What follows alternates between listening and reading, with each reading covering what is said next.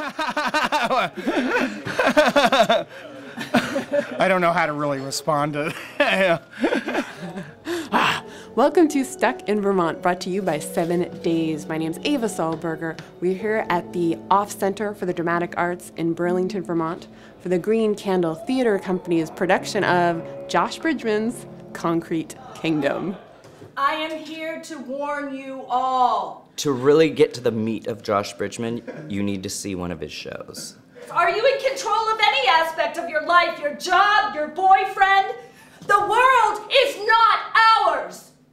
If you spent any time in Burlington in the last 20 years, you know Josh Bridgman. That guy, I think, isn't that how they described him in the 2006 article, right? Everybody knows Josh. You know, he's that guy. He's the parking garage guy with the trench coat. You know, if you're walking along with Josh, sometimes you feel like you're with the Queen because he's so busy waving at people, you know. If you're a part of this scene, the art scene, the music scene, the theater scene, you know Josh. He is a total fixture in this town. He is part of the fabric of the character of Burlington. We're doing a play called Concrete Kingdom. It's supposed to be a bunker. There's the teddy bear. The teddy bear had a smile painted on him. That's our government machine. If anyone, I mean humans, find these tapes. Marlene Dietrich. Falling in love again.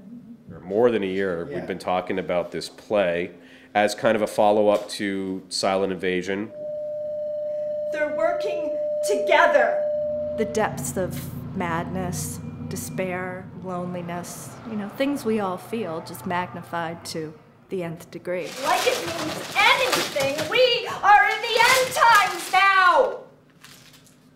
What we see isn't real! He goes to places in his work that a lot of folks tend to shy away from or create shock value with it. Generally, when I see plays in Burlington, I'm usually told who I shouldn't like.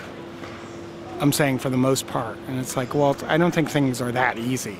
He clings to the ethos of the avant-garde, and he's always willing to push both his own comfort zone and the audience. I encourage people to see his shows multiple times because like there's nuances in them that just kind of like creep up at you. I would say it's pretty amorphic.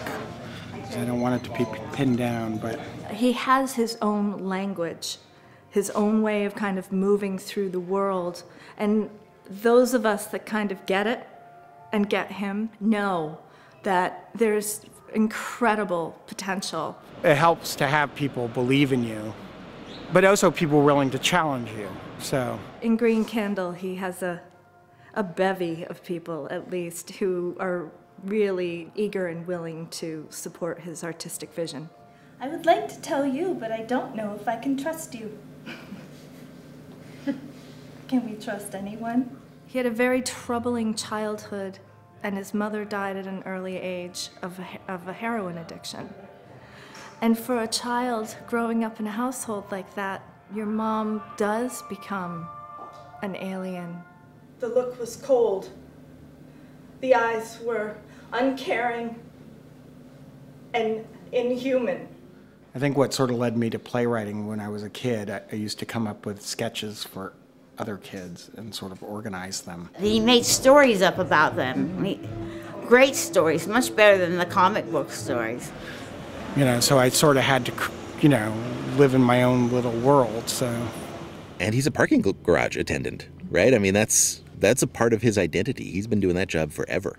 I've been writing there a lot, because that's why I actually sort of chose the job. It's sort of the perfect job for him. Like, it gives him all this time to write and read and... This is why actually Kafka worked in the insurance office. Yes, well, actually Kafka is one of my heroes. J.G. Ballard, David Mamet, Samuel Beckett, David Lynch, David Byrne, and Monty Python.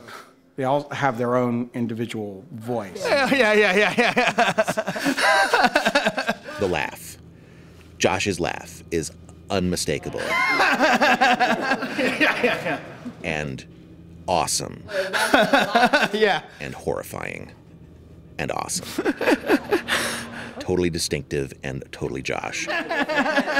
His laughter is so from the heart and from the gut. Oh, yeah. It's kind of like a litmus test. If you like it, then you're gonna bond with Josh. Nephew. Yeah. He's not a poser. He's the real deal. Josh is one of the most unique people that I've ever met. He's an authentic eccentric.